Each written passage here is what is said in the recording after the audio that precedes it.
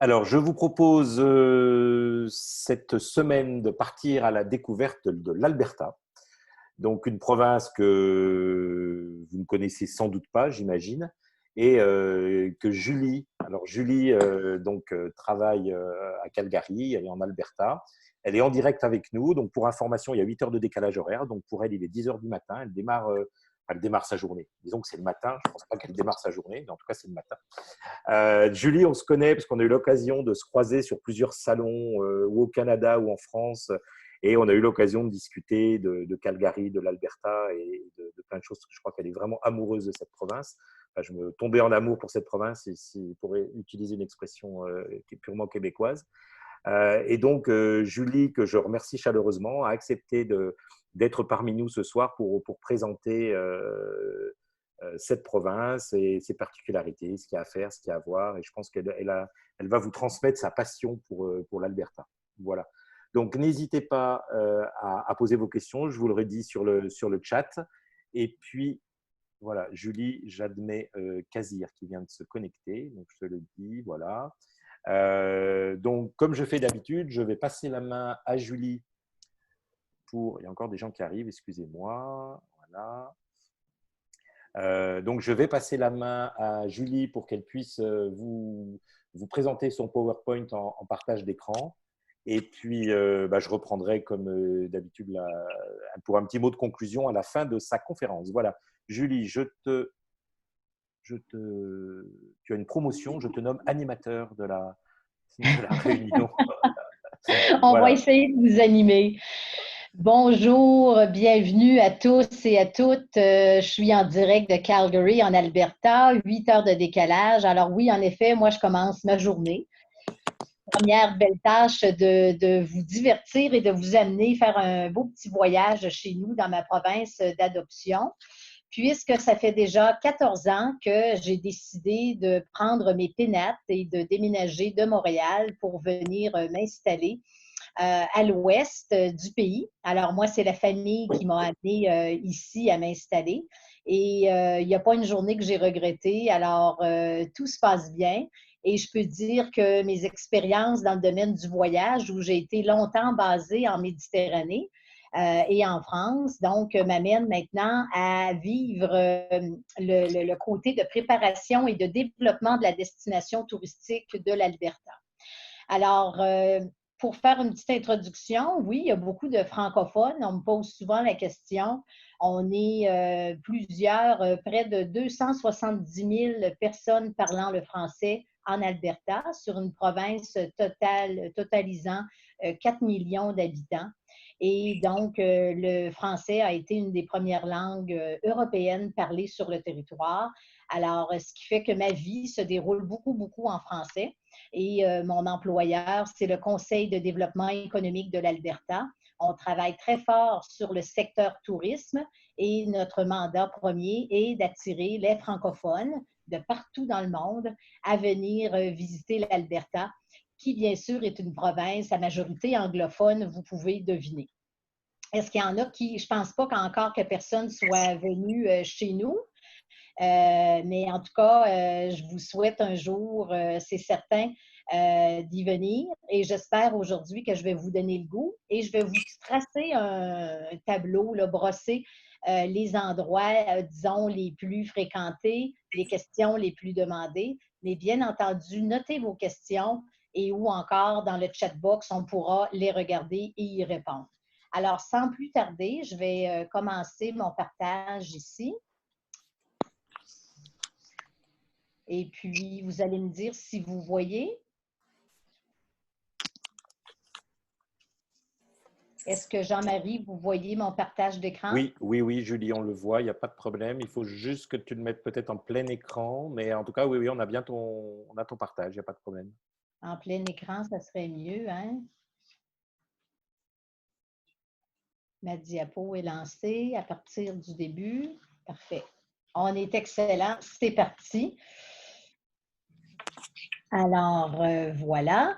Je vous laisse ici situer tout simplement. J'ai fait une petite capture d'écran qui est peut-être pâle chez vous, mais vous voyez l'entièreté de notre pays, notre beau Canada. Et voilà, c'est la situation de notre province qui est entre la Saskatchewan à l'est et la Colombie-Britannique à l'ouest. Donc, on se trouve à être à 4800 km de Montréal, l'endroit où j'ai passé une dizaine d'années quand j'ai déménagé il y a 14 ans, justement. Alors, pour les gens qui viennent justement de l'étranger, je dois vous rappeler qu'il y a une AVE, une autorisation de voyage électronique à prévoir. Elle est à 5 euros, c'est-à-dire environ 7 dollars canadiens, et c'est pour une durée de 5 ans sur un même passeport. Je veux mettre aussi en garde, c'est sûr que je suis certaine que vous ne prévoirez pas de voyage cet été parce que nous aussi, on est tout en train de modifier et on doit apprendre à mieux cohabiter avec ce coronavirus. Mais quand même, les étapes et les endroits que j'ai choisi de vous montrer aujourd'hui, ce sont des activités, des attractions qui sont ouvertes, même si les horaires sont modifiés, mais tout de même réalisables en ce moment.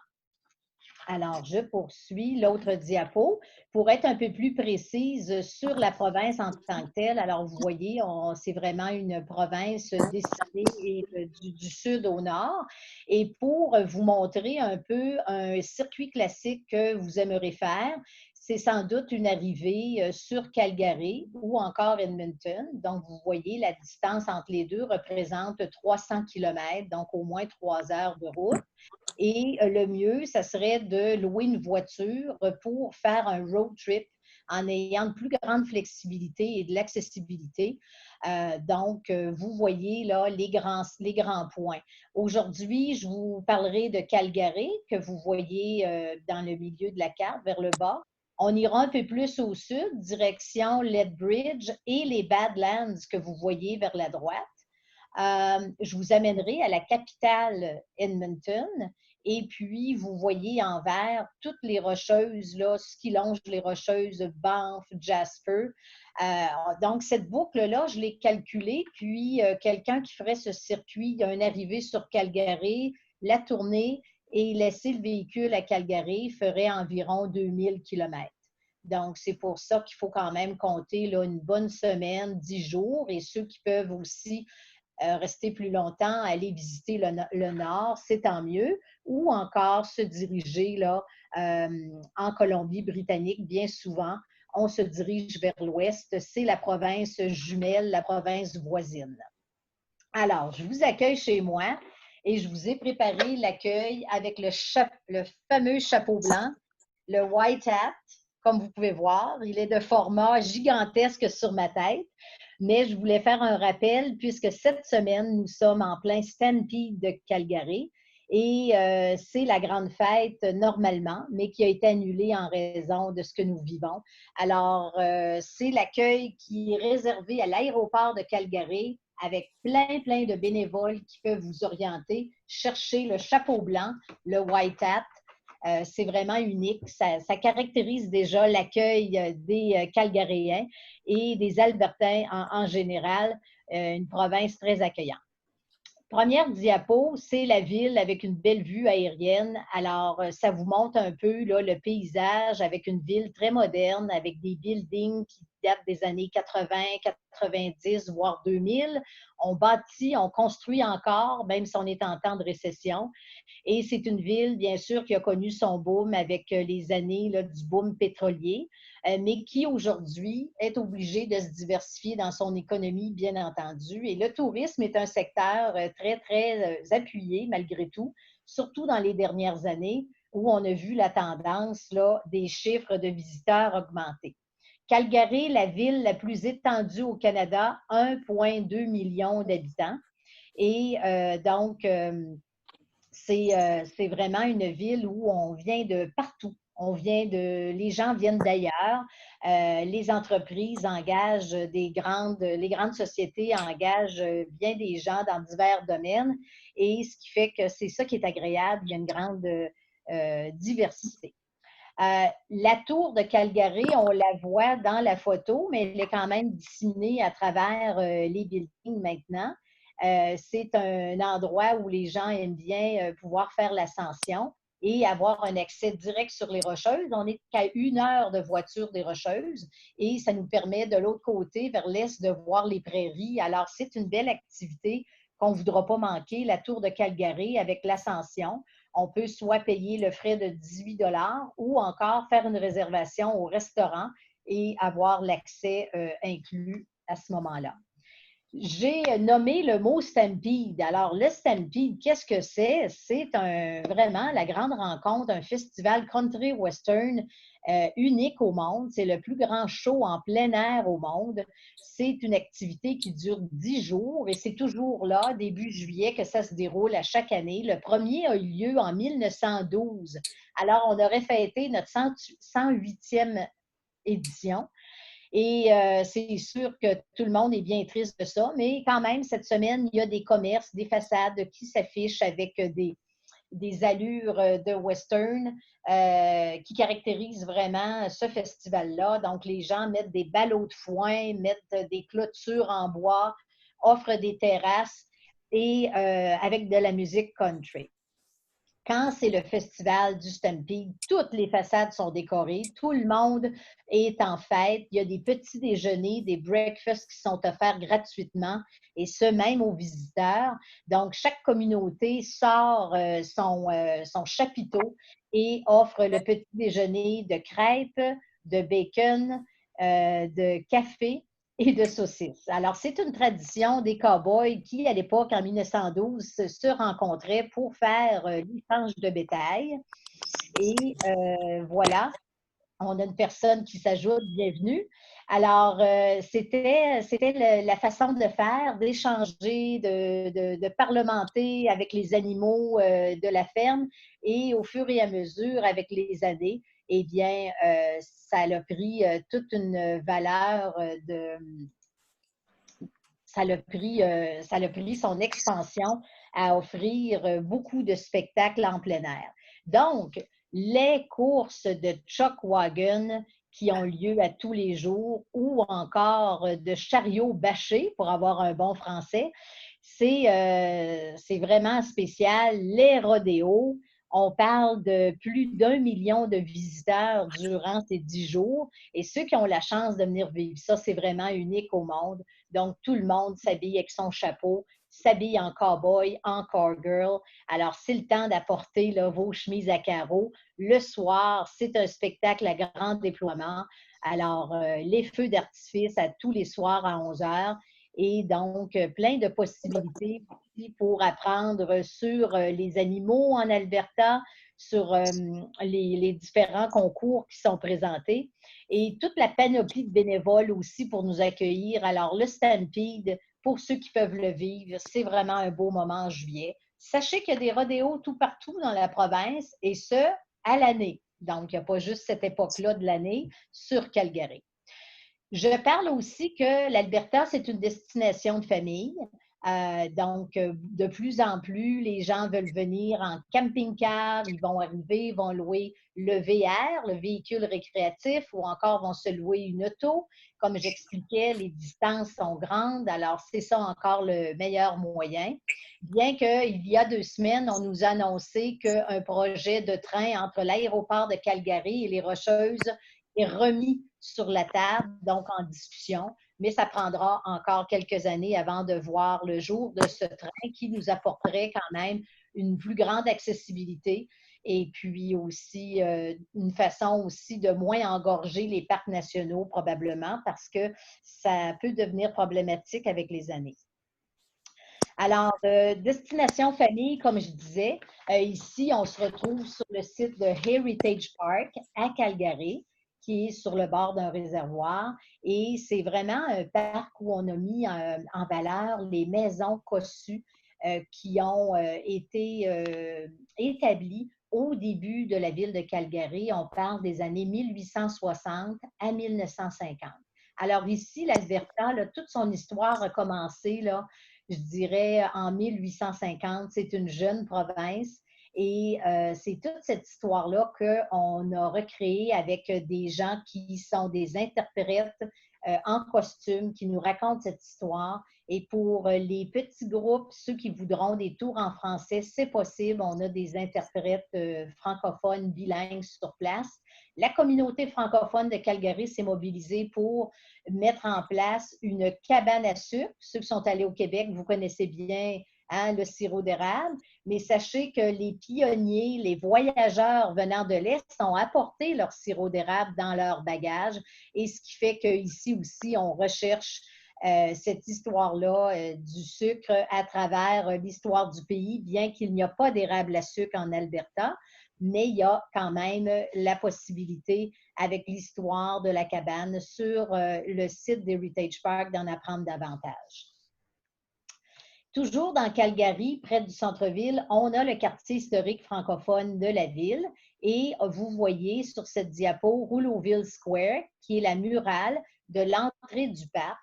Rouleau, pour les deux frères Rouleau que vous voyez en médaillon au centre, c'était un frère médecin et l'autre juge qui sont venus dans les années 1870 justement s'installer et accueillir d'autres familles francophones. Et ce qui fait qu'à cette époque, il y avait beaucoup de francophones, et c'est pour ça qu'on a toujours dit que le français était la première langue européenne parlée, après, bien sûr, les Premières Nations. Et il y a eu les Métis comme histoire, bien sûr, qui se sont installés plus au nord. Mais l'histoire de Rouleauville nous est racontée, et c'est un beau petit quartier à marcher. Il y a une balado découverte à ce sujet. Je pourrais envoyer le lien à la fin de la présentation. On pourra vous l'inclure pour ceux et celles qui voudront avoir plus d'informations sur cette histoire de cette époque, qui est aussi un quartier aujourd'hui très vivant, puisque c'est un quartier commercial où on a des boutiques resto. Alors, tout près de là, le quartier de Rouleauville. Les parcs nationaux. Eh bien, en Alberta, nous avons la chance d'avoir plusieurs parcs nationaux seulement en Alberta. Et je pense qu'on vient ici, c'est bien pour sa nature, son goût de sortir en plein air et de profiter de ces grands espaces. Et vraiment, dans ces temps-ci, c'est ce qu'on a de besoin. Alors, nous, en ville, nous prenons le large à tous les week-ends. Et en ce moment, les parcs ont rouvert, donc ça nous sert bien. Cependant, il y a des services modifiés dans les campings. En ce moment, il n'y a pas de service de douche et d'abri cuisine en commun. On comprend pourquoi. Alors, sinon, on peut s'arranger pour venir faire des activités dans les sentiers. On en a des kilomètres et des kilomètres de plaisir à vélo, en randonnée. Ici, à se balader dans les champs, dans les prés, pour observer les espèces de plantes et fleurs sauvages que nous avons ici. Et également, dans les parcs, bien entendu, on me demande, oui, il y a des animaux, il faut faire attention, mais c'est certain que dans vos road trips, vous allez croiser des wapitis, des caribous, vous allez voir les chefs de montagne, vous pourrez croiser des renards, des lynx et des coyotes. Tout autour des villes, nous sommes entourés, surtout de coyotes. Mais pour les animaux précédents, il faut être quand même en zone là, de forestation pour les voir, mais l'humain cohabite très bien. Et il y a tout un système de passerelles qui a été créé pour justement laisser les animaux avec leurs passerelles. Donc, nous, on a de façon à les éviter et à respecter justement la distanciation avec les animaux, parce qu'il arrive, c'est que nos touristes s'approchent trop et ça crée des bouchons de circulation, puis c'est même dangereux. Là, on a déjà vu des accidents survenir. Donc, il faut juste garder nos distances également avec ces animaux-là. Ici, le parc des dinosaures, je regrette, je vois qu'il y a comme une petite pixel qui s'est installée dans la conversion de mon document. Je me trouve dans le sud de la province et vraiment, on a une belle histoire qui relate tout ce qui est paléontologie ici. Et là, on est dans les canyons et comme vous pouvez voir, j'ai vraiment choisi la diapo. On est seul au monde dans un pays aride, désertique, ou encore que vous verrez sur les cartes qui s'appelle Badland. Badland pour mauvaise terre, car les terres sont peu fertiles ici, dans cette région. Elles sont arides et sauvages, et c'est la région la plus riche en sources d'ossements de dinosaures au monde. On est reconnu pour les paléontologues qui viennent travailler au Royal Tyrrell Museum de Drumheller, qui est une petite ville à l'est de Calgary, à 1 heure de la ville, et qui est le leader mondial dans ce domaine. C'est un monde végétal, animal qui vous est présenté de l'époque préhistorique. On parle de 3,9 milliards d'années. On a recensé 80 000 spécimens qui sont représentés, dont une quarantaine de squelettes complets de dinosaures. Donc ça, là, c'est vraiment la visite à ne pas manquer. Vous allez vouloir y passer une demi-journée minimum et vouloir peut-être prendre des excursions pour aller faire des fouilles avec des spécialistes ou encore vous balader dans les canyons, faire le pique-nique. Et le long de la route, vous allez voir des cheminées de fées, des hoodoos. Pour ceux qui auraient vu ça en Cappadoce, en Turquie, c'est pas mal similaire. C'est plus petit, on en a moins que la Cappadoce. Cependant, c'est vraiment spécial de trouver ça sur le territoire. Moi-même, venant de l'Est, je pensais même pas que nous avions ça au Canada. Alors, c'est vraiment une belle région, le sud, et aussi un climat vraiment plus chaud lorsqu'on vient à la belle saison. D'ailleurs, on me pose souvent la question, je vous dirais, c'est bien de penser voyager en juillet ou septembre, voire les 2 premières semaines d'octobre, après quoi la neige va va s'installer, va être sur la route, mais prenez note qu'il faut toujours être bien habillé, vêtu en Alberta, car à tous les mois, on a des précipitations et encore en juin et juillet, on a eu de la grêle.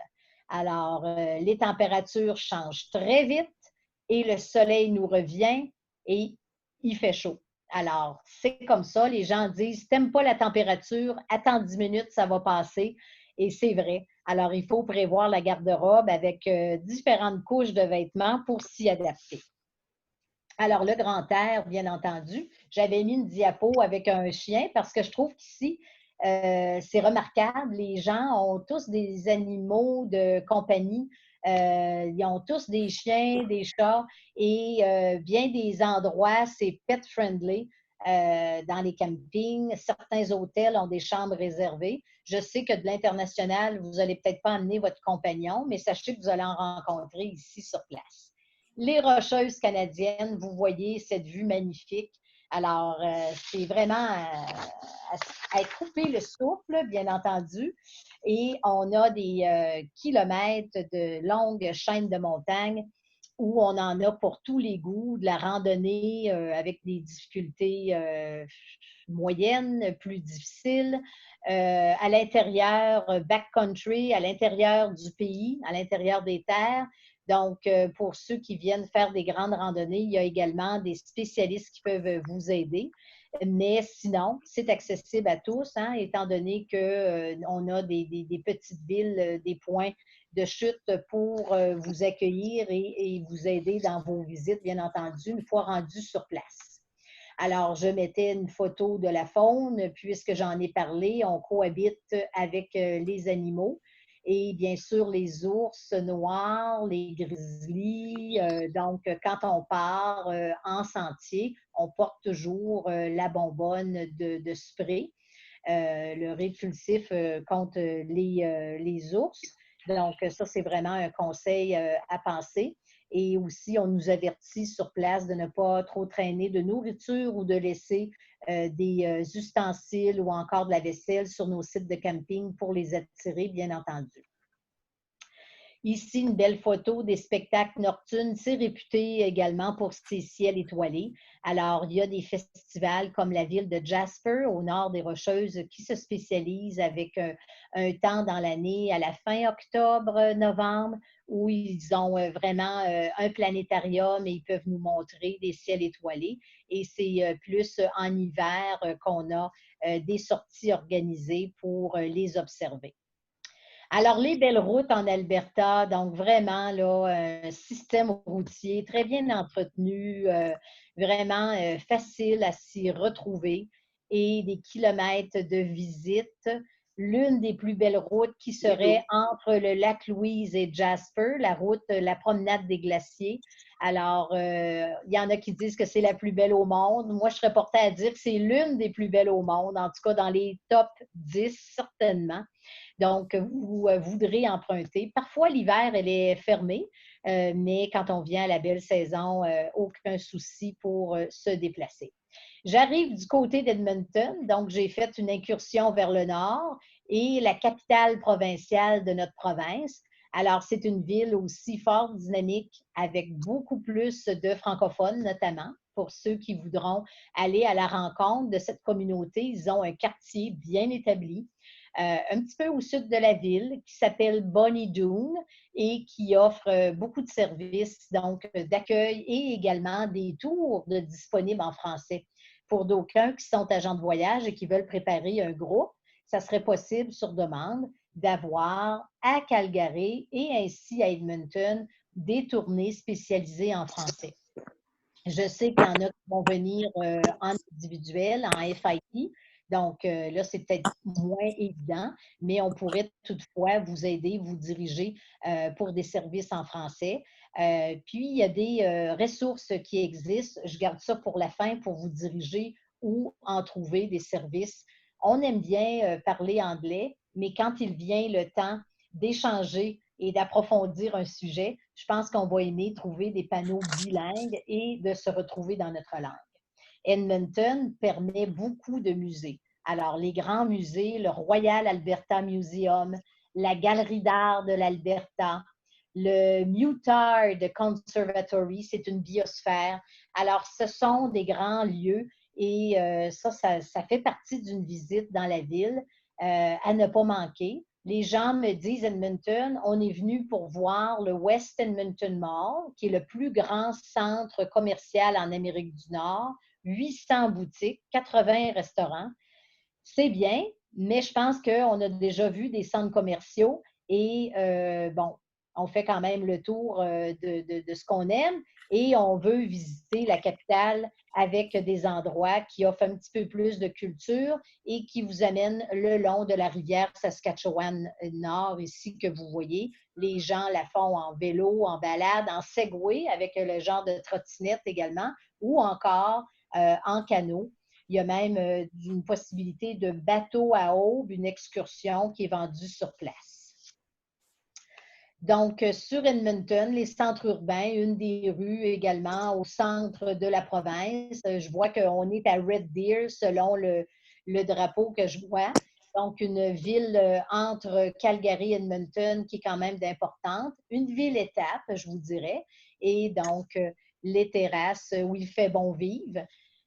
Un thème, le tourisme autochtone aussi en grand développement depuis une dizaine d'années avec des centres qui organisent de plus en plus l'accueil aux visiteurs où on peut nous montrer la culture des Premières Nations. Il y a 7 grandes communautés amérindiennes sur le territoire, plus les Métis au nord.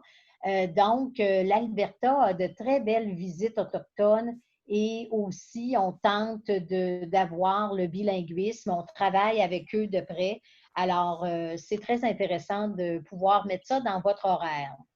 Le tourisme de basse saison également, cette photo-là serait prise, je vous dirais, justement en octobre. Donc, ce sont nos couleurs. On est moins dans les rouges orangés que le Québec nous offre, mais c'est un autre aspect, un autre beau paysage que nous avons ici en Alberta. Et c'est pour ça qu'on tente de dire qu'on peut venir un petit peu plus tard en saison et avoir de belles journées, parce qu'ici, sachez que notre climat, nous avons le Chinook, qui est un vent chaud qui nous provient des montagnes, et le Chinook nous vient toujours après les précipitations de neige, ce qui fait qu'en plein mois de janvier, on peut se retrouver avec 15 degrés et la neige fond. Alors, on n'a jamais de banc de neige, comme vous avez peut-être vu au Québec. et c'est très peu de précipitations qui vont rester au sol au cours de l'hiver. Tourisme hivernal, on viendra pour son ski alpin. Je le sais qu'en Europe, on a des très beaux domaines skiables, mais chez nous également. Et nous avons la plus belle poudreuse également à offrir dans l'ouest du pays. Alors, à cheval entre l'Alberta et la Colombie-Britannique, pour des grands skieurs, il y a vraiment de quoi se régaler. Ici, vous avez le ski de fond, donc bien sûr la raquette. On fait beaucoup de patins en hiver. Même ici au centre-ville, on a des systèmes de patinoires extérieures vraiment extraordinaires ou encore en intérieur. Donc, ce sont les quelques sports. Et un sport en émergence, c'est le kite avec la voile et puis avec la planche à neige. Donc, le kitesurfing en hiver comme en été. Les aventures distinctives, eh bien, chez notre partenaire qui possède une compagnie d'hélicoptères, donc on peut faire de très beaux points de vue en aérien. Et ça, c'est une expérience que je dirais que si on a le temps et le budget de s'offrir quand on vient en Alberta, c'est un tour d'un minimum de 20 minutes, ça peut être 30, ça peut être 1 heure, qui nous amène à vivre la raquette l'hiver, qui nous amène en été pour marcher, aller découvrir des cols, des vallées et revenir rentrer à la fin de la journée. Alors, il y a toutes sortes de combinaisons d'expériences qu'on peut faire avec l'hélico dans nos rocheuses ici en Alberta. Les bonnes tables, eh bien, la gastronomie, c'est le temps d'en parler. Je vous dirais que depuis que je suis arrivée, il y a eu beaucoup d'immigration francophone, dont de très bons chefs français, des chefs également venus de Montréal, partir leur business et qui nous offrent vraiment une belle variété de nourriture. Et comme je disais précédemment, on vient de partout dans le monde. Alors, on a de la restauration de un soir, on veut manger indien, le lendemain, on veut manger vietnamien. On a la présence de l'Asie, ce qui fait qu'on a beaucoup de cuisine fusion asiatique. Mais là, je peux vous parler d'un repas typiquement canadien, le bœuf albertain, la volaille, les saucisses et tout ce qui est produit du terroir. C'est ce que ça représente ici dans les restaurants de l'Alberta. Énormément de microbrasseries ont démarré leur affaire dans les dernières années.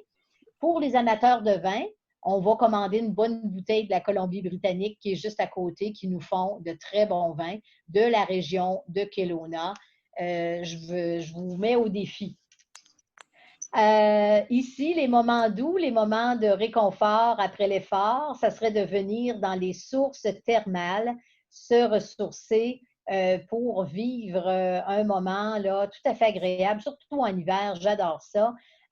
Donc, les piscines d'eau chaude qui proviennent finalement de la nature, mais qui sont organisées en genre de bassin, piscine. Et sinon, ben, en été, c'est un peu chaud. Donc, je recommande la pratique plus à l'automne et à l'hiver. On a un bassin à Banff, qui n'est pas loin d'ici, et un autre dans la région de Jasper, pour ce qui est des plus près, là, dans la boucle, dans la route que je vous propose. Ici, une seule taxe, c'était pour vous inviter à faire des achats locaux. Alors, c'est vrai, la province de l'Alberta va charger la taxe fédérale seulement de 5 %. Il n'y a pas encore de taxe provinciale.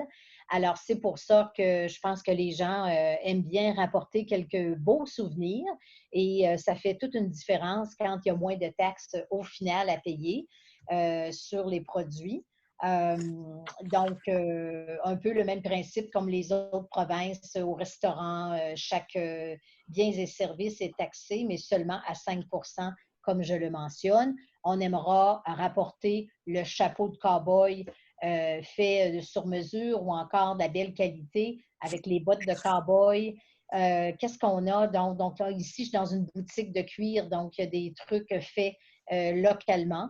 Et aussi, c'est vrai, il y a des bijoux ici en Alberta. Je n'ai pas de photo, mais c'est le bijou d'amolite qui est un fossile qui est très bien poli et qui est serti d'or ou d'argent, qui fait un beau pendentif. C'est très coloré. Ça peut être aussi en boucle d'oreille ou en bague. De l'amolite. Donc, c'est la pierre que les gens voudront rapporter s'il y a un beau souvenir à se faire, un beau cadeau. Alors, ici, c'est un de nos partenaires à Calgary qui est un chef français qui tient une des meilleures tables en Amérique du Nord. Le restaurant s'appelle Rouge. La maison, elle est peinte en rouge et donc, ça sert et puis des tours gastronomiques sont organisés avec une guide touristique comme vous voyez sur cette image et on peut très, très bien manger et déguster ces bons plats. Donc, c'était le tour que je voulais vous proposer en vous mentionnant que vous pouvez planifier le voyage à travers notre brochure, notre guide touristique qui est virtuel en ce moment, qui est mis sur notre site web tourismealberta.ca. C'est le nouveau guide 2021 et à l'intérieur, vous verrez là, toutes les offres, nos partenaires et l'offre de disponibilité des services en français, c'est-à-dire que les entreprises ont mentionné leur niveau de français. Alors, le niveau 1 sera des services en français en tout temps. Niveau 2, sur demande. Niveau 3, ce sera des brochures en français ou un site web adapté. Et on a rajouté également un petit pictogramme pour mentionner que certains endroits, c'est seulement en anglais, mais que ça vaut la peine d'être vu et visité, bien entendu. Alors, ceux qui voudront, on pourra vous donner le lien. Et on a les autres plateformes, hormis le site web où vous pourrez faire votre circuit modulé, regarder les possibilités de visite. On a bien sûr notre page Facebook, on a Instagram, Pinterest où on met en valeur également nos partenaires locaux, toujours dans l'optique de mieux vous servir en français. J'ai ici en exclusivité une trousse qu'on vient de créer pour les professionnels de l'industrie du voyage, donc vous, avec nos meilleures pratiques et les endroits où aller dans la province. Et puis, j'essaie de voir si je suis capable de faire un partage. Je pense que ça va m'amener à la bonne page. Sinon, c'est la fin de ma présentation, mais oui, je pense que vous la voyez. Alors, cette trousse-là, elle est liée dans la présentation actuelle et c'est pour vous donner un rappel des incontournables à voir sur Calgary, Edmonton et les Rocheuses. Pour l'instant, on s'est concentré sur les 3 points névralgiques. Alors, des rappels de visite, d'endroits à ne pas manquer, des propriétaires, des gens engagés dans leur communauté, si vous voulez les contacter, où aller bien manger, quels sont les souvenirs à rapporter et des trucs bons à savoir, donc sur également la capitale Edmonton, des visites, des endroits. Et sur les Rocheuses, pareil, on a mis en valeur les gens qui ont toujours à cœur de bien recevoir notre clientèle francophone.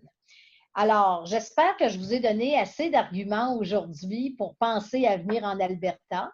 Et moi, je suis ouverte à vos questions. Je n'ai pas vérifié le chat box, mais si Jean-Marie veut m'orienter, je suis prête à y répondre.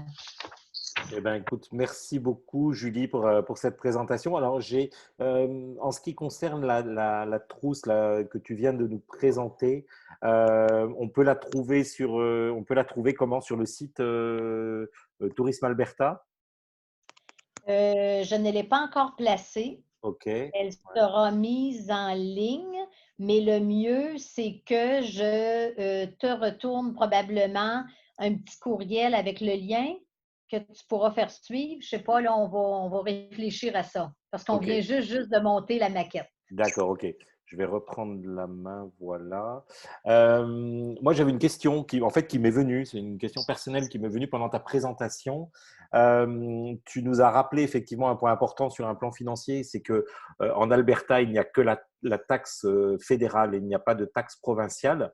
Donc, comparé au Québec où la taxe provinciale est d'environ 10%, je crois que c'est 9,98 pour être précis ou quelque chose comme ça. Comment l'Alberta fait pour remplacer, parce que c'est quand même pas négligeable comme apport j'allais dire, pour les finances publiques, comment l'Alberta fait pour remplacer cette taxe provinciale? Écoute, selon ma compréhension, j'ai peut-être pas là, la réponse là, de la politicienne ou encore de la personne qui a fait les sciences politiques en Alberta, mais je te dirais qu'avec les nombreuses années que l'Alberta a engrangé des profits à cause de son Ah, exploitation pétrolière, il y ok. a eu pas mal de fonds. Et je dirais que les gouvernements conservateurs des 40 dernières années, ben, ils ont su toujours amoindrir cette taxe ou Ok. la bannir. Il y a eu des années très, très, très riches, très abondantes. Quand ça a été le centenaire en 2005, c'était les enfants qui sont nés au cours de l'année ont tous reçu un chèque de 1 000 $. Alors, les parents avaient déjà une bonification à la naissance de leur poupon. Il y a eu des années, ce qu'on m'a raconté auparavant, où il y a eu des surplus et chaque individu, les citoyens recevaient un chèque à la fin de D'accord. l'année pour les aider. Mais il reste que, oui, la province a su bien faire, mais là, avec Ok. ce qui vient de se vivre et vers quoi on s'en va, beaucoup parlent de la menace d'une réintroduction d'une taxe, mais ici, ça ne fera pas l'affaire. Alors, j'anticipe D'accord. bien des tollés. Ok, merci. J'ai reçu également une question, alors qui n'a absolument rien à voir, qui concerne les transports en commun à Calgary. Est-ce qu'il vaut mieux avoir une voiture ou c'est déconseillé comme souvent dans les grandes villes? Non, non, ici, c'est pas stressant la conduite. Quelqu'un qui prendrait un véhicule de l'aéroport, c'est très facile, hein? C'est 20 minutes de voiture, aéroport, centre-ville. Et puis, trouver du stationnement, c'est souvent inclus avec l'hébergement ou des fois on paye, mais quand même, il y a toujours de l'espace, service de valet. Quelqu'un qui voudrait faire d'abord venir avec l'autobus pourrait le faire aussi, puis faire ses balades à pied. Utiliser le train léger en ville, soit dit en passant, la section au centre-ville est gratuite pour nos visiteurs et gratuite pour nous également. Il y a des segments du train et c'est-à-dire ces 4-5 stations où on peut entrer gratuitement. Si on s'en va vers les banlieues, ben là, maintenant, il faut payer son titre de transport. Et après, la personne ou les personnes pourraient louer leur véhicule pour quitter vers les Rocheuses et prendre leur véhicule en centre-ville à partir de leur hôtel, organiser la prise de possession. Ok, super. Est-ce qu'entre l'aéroport de Calgary et le centre-ville, il y a une navette ou comme un train ou quelque chose comme ça? On n'est pas développé avec le train. Ouais. Il y a l'autocar, puis il y a oui, il y aurait une navette d'hôtel. C'est surtout les hôteliers qui se sont rassemblés pour offrir une navette. Donc, on Ok. fait plusieurs stops et arrêts. Mais sinon, ça serait de prendre l'autobus local qui permet du point A au point B de se retrouver. Donc, oui, il y aurait des alternatives, mais il faut avoir les horaires et être un petit peu plus patient. D'accord, ok. Je n'ai pas d'autres questions, je n'en vois pas d'autres. Je ne sais pas si certains ou certaines d'entre vous avaient encore des choses à demander à Julie. Donc, je remercie encore une fois très chaleureusement d'avoir occupé une partie de sa matinée pour cette conférence. C'était passionnant. Ça donne vraiment, vraiment envie d'aller visiter l'Alberta, ses villes et ses parcs. Et donc, un grand merci, Julie, d'avoir été parmi nous. Donc, je rappelle à tout le monde que cette conférence, comme toutes les autres, a été enregistrée. Euh, je... Alors, j'ai une question qui vient d'arriver dans les Badlands. Quelle est la difficulté des balades? Alors, du coup, excuse-moi, je te pose cette dernière question. Est-ce qu'il y a un est-ce qu'il y a une difficulté particulière pour les balades là-bas? Pour la randonnée, ben, non, c'est assez accessible. Bien entendu, il y a des petits dénivelés, là, mais non, c'est C'est vraiment pas là, pas, de la on n'est pas dans randonnée. les rocheuses, quoi. Non. Puis même encore dans les Rocheuses, dans notre guide de tourisme, nous avons mis des difficultés. Là, on a mis facile à la marche, on a mis des sentiers moyennement faciles, puis d'autres plus difficiles.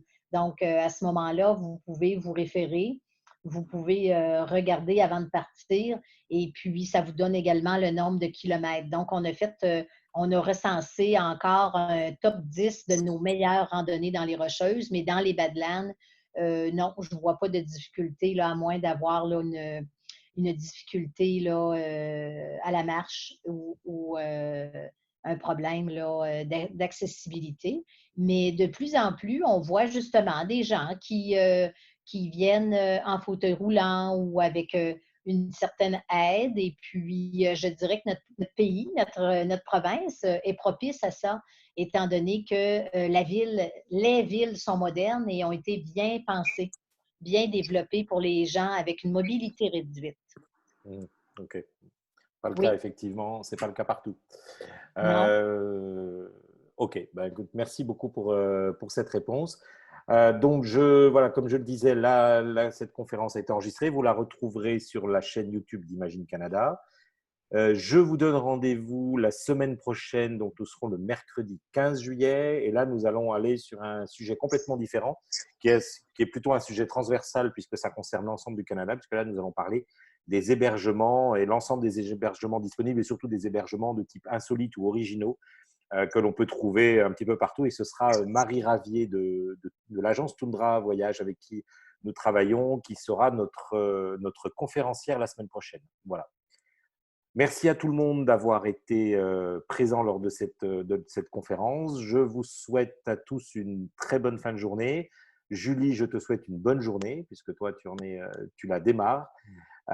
J'espère qu'on aura l'occasion de se revoir bientôt. J'espère qu'on aura l'occasion de pouvoir rentrer au Canada très rapidement et que les Canadiens vont bien vouloir laisser rentrer les Européens, puisque aujourd'hui, l'inverse est vrai, mais les Canadiens ne veulent toujours pas de nous. Mais je pense que c'est une question de quelques semaines. J'espère, en tout cas. Je l'espère, puis on vous attend quand ça sera le temps. Et tel que le message de la province, c'est ça vaut le coup d'attendre. Worth the wait. Parce que c'est vrai, on a tellement à offrir, puis on va être heureux de vous accueillir. Et si dans vos préparations, vous avez des questions directes, vous pouvez soit passer par Jean-Marie ou encore vers moi, ça me fera plaisir. Ok, Bon bah, été écoute, chez vous. c'est une très belle phrase de conclusion. En tout cas, ça vaut le coup d'attendre et je pense qu'on sera au rendez-vous dès que ce sera possible. Voilà. Merci beaucoup. Merci à tous. Très bonne fin de journée et à très bientôt et à la semaine prochaine pour tous ceux qui pourront être présents parmi nous. Voilà. Merci. À bientôt. Au revoir. Au revoir. À bientôt. Merci, À Julie. bientôt. Salut. Bonjour tout le monde. Bonsoir, Jean-Marie. Au revoir, Valentine. À bientôt.